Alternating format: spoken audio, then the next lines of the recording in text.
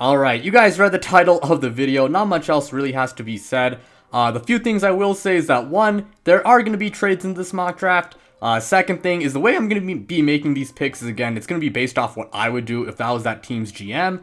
And then last thing, I am going to be mixing things up, that way it's not an exact copy of my first and second mock draft. But yeah, guys, of course, make sure you guys do hit the like button if you guys end up enjoying the video, because it really does help out the channel.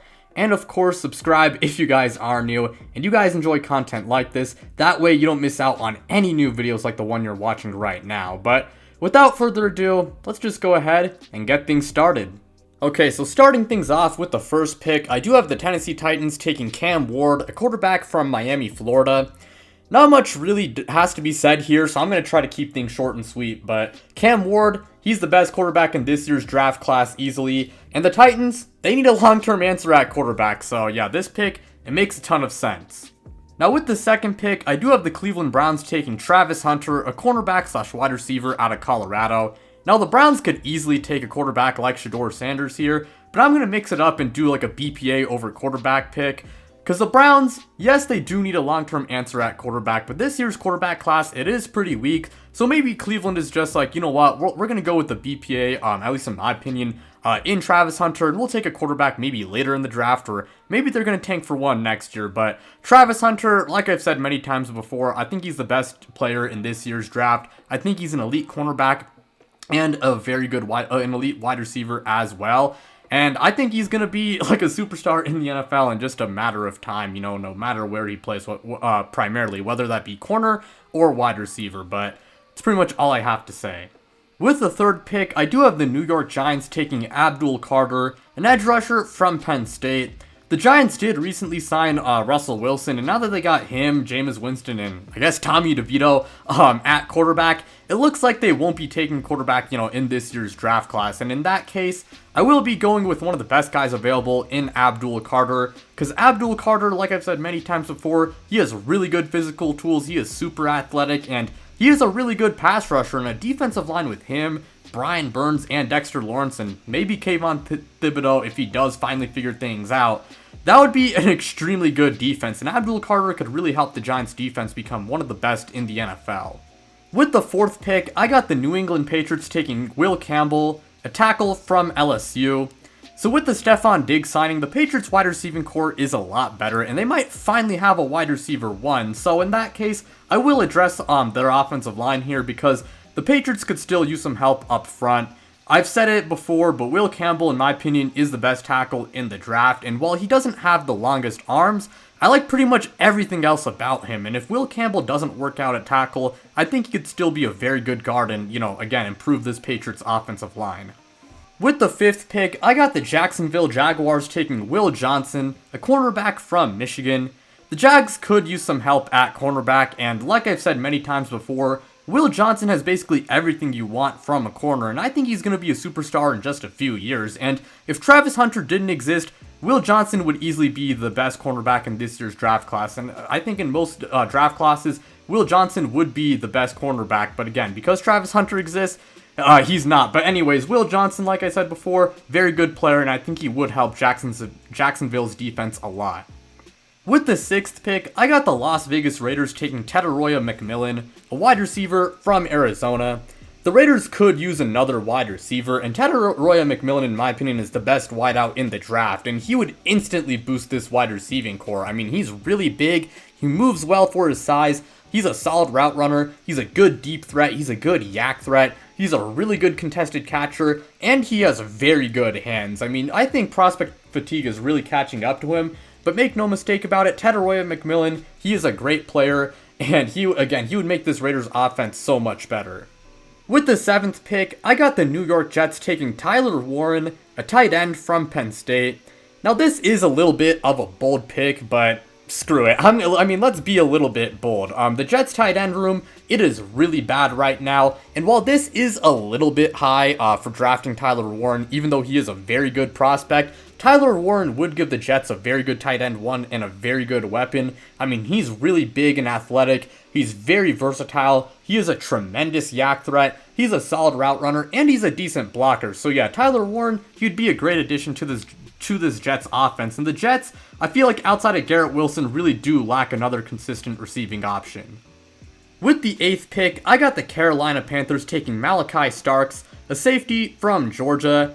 The Panthers still need some reinforcements on defense, and I know some people might be a little bit iffy about taking a safety this high, but Malachi Starks, I mean, one, he's easily the best safety in this year's draft, and he is one of the best players in this class. Do not let positional value, necessarily, blind you for how good he is. Malachi Starks, he is super versatile, and he can do basically anything you want from a safety, and I think he'd really improve the Panthers' defense. And I know they did sign Trayvon Morrig, but, their other starting safety, he's just not, they do need another safety next to Trayvon Morrig. And Malachi Starks, I think he could really help out this Panthers defense.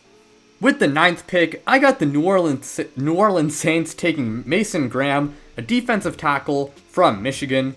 The Saints' defensive line could use some work, and their run defense last year was awful. Now, luckily, Mason Graham, not only is he one of the best players available, but he does help fix that issue. Mason Graham is an amazing run stopper, and I think he's a really solid pass rusher as well, and I think he could really help patch up that run defense. With the 10th pick, I got the Chicago Bears taking Ashton Jeanty, a running back from Boise State. This is also a slightly bold pick, as most mock drafts do have the Bears taking a defensive lineman here at number 10.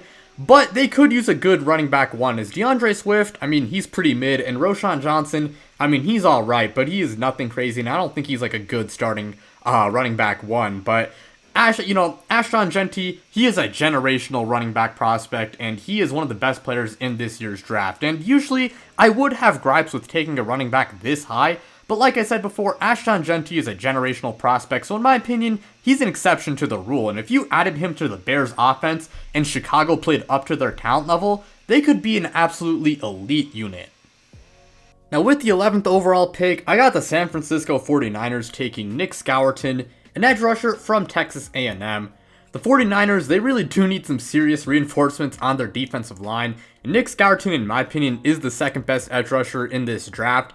He has really good physical tools, he can stop the run well, and he can rush the passer. So Nick Scourton, he could help out the 49ers a lot.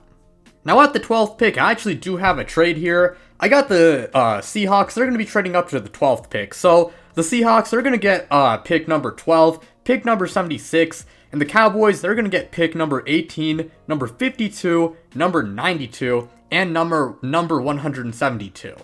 And with the 12th pick via the Cowboys, I got the Seattle Seahawks taking Kelvin Banks, a tackle from Texas.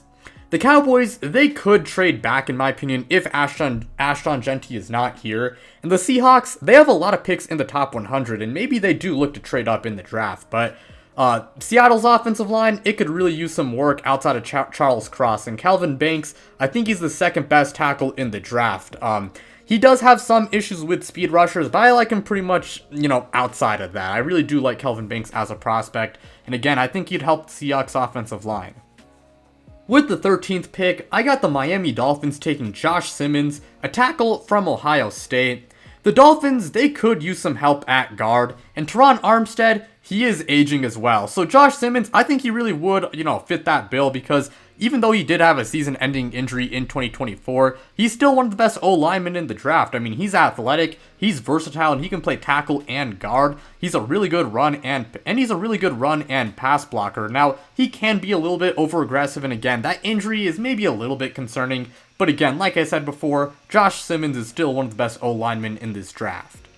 With the 14th pick, I got the Indianapolis Colts taking Colston Loveland, a tight end from Michigan. Now this is a little bit higher than I would take him, but the Colts, they do need a tight end, and Colston Loveland is still a pretty good prospect, and I think he's easily the second best tight end in the draft. He is pretty athletic, he is a solid route runner, and he's a decent blocker, so Colston Loveland would be a really good answer to the Colts tight end one issue. Now at the 15th pick, I do have a trade. I got the Buffalo Bills trading up to the 15th pick with the Falcons.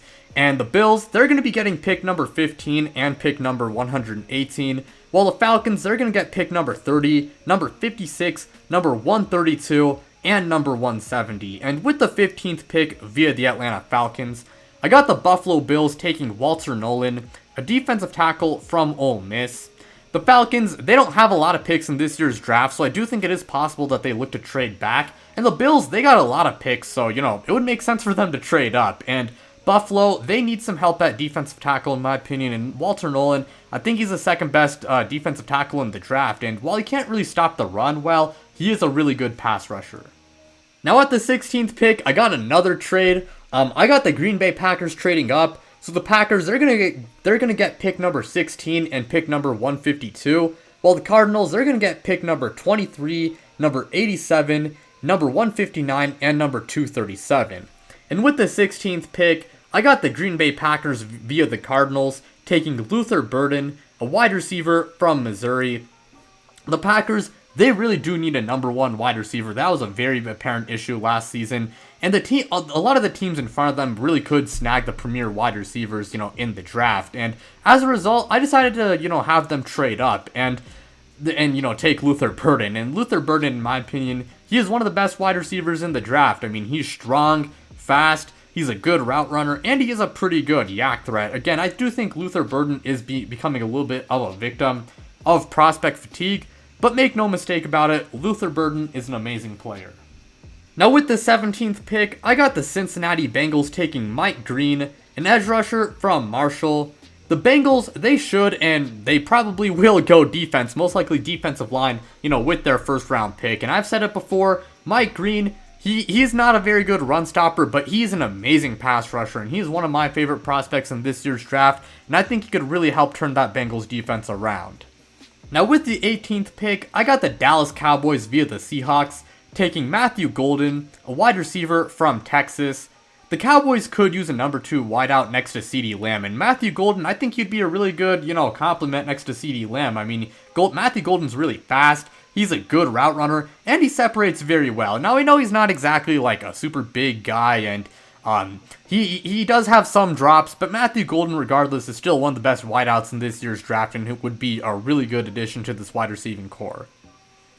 With the 19th pick, I got the Tampa Bay Buccaneers taking Jalon Walker, a linebacker from Georgia. The Buccaneers really do need some help at linebacker because their linebackers outside of Levante David, who, you know, he's really good obviously, but he's also aging as well. Their linebackers outside of Levante David are not very good, but Jalon Walker, I think he could help fix that. I mean, he is a little bit of a hybrid, you know, linebacker, edge rusher type player. But Jalon Walker, he's very athletic, he can stop the run well, he can blitz well, he's decent in coverage, and he's pretty good on QB spies. So Jalon Walker could be a really fun piece for this defense. With the 20th pick, I got the Denver Broncos taking Emeka Egbuka, a wide receiver from Ohio State. The Broncos, they do need to bolster their wide receiving core badly, and Emeka Egbuka, I don't think he has a crazy high ceiling, and I don't know if he's going to be like a dominant number 1 wide receiver, but I think he has a very high floor, and I think he should be a good wide receiver 2 at the bare minimum, and I think at his best he could be like a low-end wide receiver 1, but Emeka Egbuka, he's a good route runner, he separates very well, and he's a decent yak threat. Now with the 21st pick, I got the Pittsburgh Steelers taking Sheduer Sanders, a quarterback from Colorado. Now in real life, I highly doubt Sheduer Sanders makes it all the way to 21, but I mean, in this mock draft he did, and it's pretty miraculous he did. But yeah, man, the Steelers, they need a long-term answer at quarterback, and Sheduer Sanders, he could be that guy, because like I said before, I don't think he has a super duper high ceiling, but I do think he does have a pretty high floor, and I think he could be like a perennial, like, borderline top 10 quarterback. I mean, he's really accurate, he's a really good decision maker, he's not too bad out of structure, and he does have solid enough physical tools. Now with the 22nd pick, I got the Los Angeles Chargers taking Jalen Noel, a wide receiver from Iowa State. Now this is a little bit of a bold pick, and some of you guys might think I'm tripping for taking Jalen Noel in the first round, but me personally, I really like Jalen Noel, and I think I got like a late first round to early second round grade on him. So if a team, you know, that needs a wide receiver and is in like the, you know, the 20s and whatnot, takes him, I wouldn't really blame them. I mean, again, I really do like him a lot as a player. He's really fast, quick, he's a good route runner, he separates very well, and he has good hands for the most part. Now I know he's not the biggest guy, you know, he's not exactly the most physical, and he's not a great yak threat despite how fast he is, and he does have some drops. But Jalen Noel, I think he does have a relatively high floor. I think he should be like a good wide receiver 2 at the least, and I think at his best, he can be like a low-end wide receiver 1, but the Chargers, they do need to bolster this wide receiving core outside of Ladd McConkey, and Jalen Noel could do just that. Now with the 23rd pick, I got the Arizona Cardinals via the Packers taking Jihad Campbell, a linebacker from Alabama. The Cardinals really do need some help at linebacker, and Jihad Campbell, I think he's the second best linebacker in the draft. I mean, he's athletic and fast. He does have decent size. He can tackle very well. He's pretty good in coverage, and he's good at stopping the run. My issues with him is that he does have some mental mistakes and whatnot, and he also does lack physicality when he does take on blocks, but overall, I do think Jihad Campbell is a pretty good prospect. With the 24th pick, I got the Minnesota Vikings taking Jahdae Barron, a cornerback from Texas. Now, I did want to trade down for the Vikings since they don't have a lot of draft picks, but I couldn't find any good trade down candidates, so I decided to stay put, and the Vikings, I think they could use some help at cornerback right now, and Jahdae Barron, I think he's the best cornerback available. I mean, he has really good ball skills, he's good in zone coverage, he's pretty smart and versatile, you know, he's quick and he's explosive, and he does stop the run well for a corner. I really do think Jahdae Barron could make this Vikings defense, which was already very good last season, I think he could, you know, help maintain that. With the 25th pick, I got the Houston Texans taking Tyler Booker, an interior O lineman from Alabama. The Texans' offensive line really does need some work, especially the interior, so I'm going to take Tyler Booker here, as I do think he is the best interior O lineman in the draft. I mean, he's very big, he has really good technique, and he is a pretty good run blocker. Now, I know he's not exactly like the quickest guy, but Tyler Booker is still a very good prospect.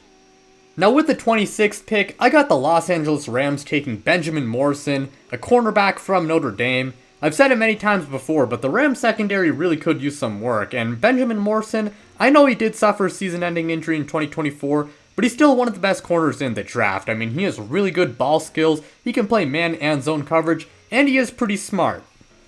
With the 27th overall pick, I got the Baltimore Ravens taking James Pierce, an edge rusher from Tennessee. The Ravens really could use some help at edge rusher in my opinion, and James Pierce, he is not a very good run stopper, but he is really good at rushing the passer, and I think he really would upgrade this Ravens defensive line, and I know there have been like some reported character concerns about his maturity and whatnot. I don't know what that's about, maybe he does have some real character concerns, but either way, James Pierce is still one of the best edge rushers in this draft, and again, I think he would help the Ravens defense a lot.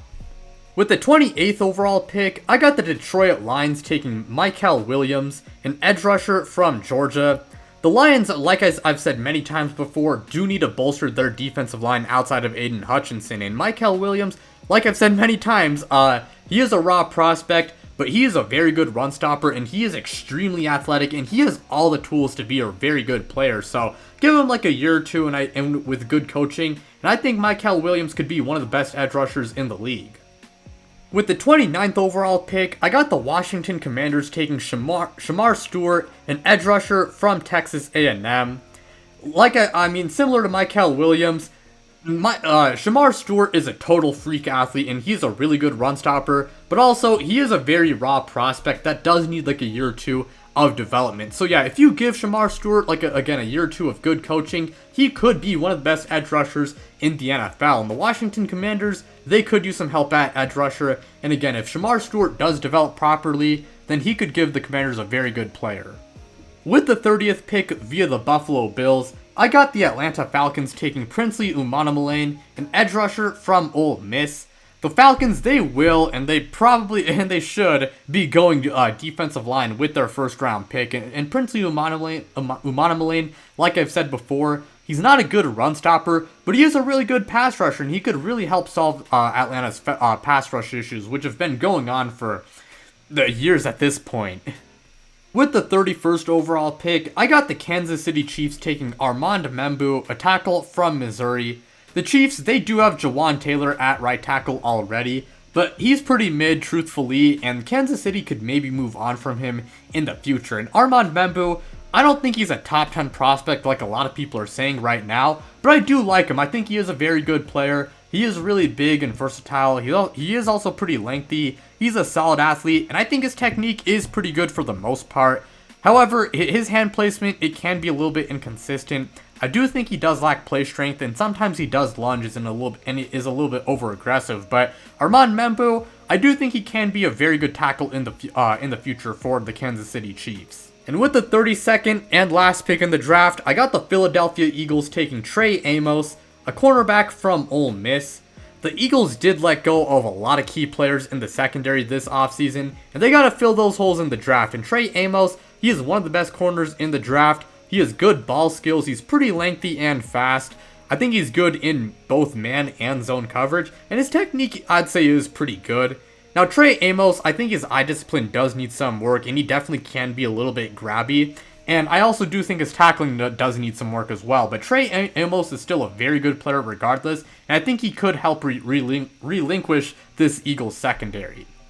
But yeah, guys, that's going to do it for today's video. Thank you guys so much for watching. It really does mean a lot to me. Again, make sure you guys like, subscribe, do all of that. And then check me out on social media. The links to my Twitter and Instagram are in the description below. But without further ado, I'm out, you guys.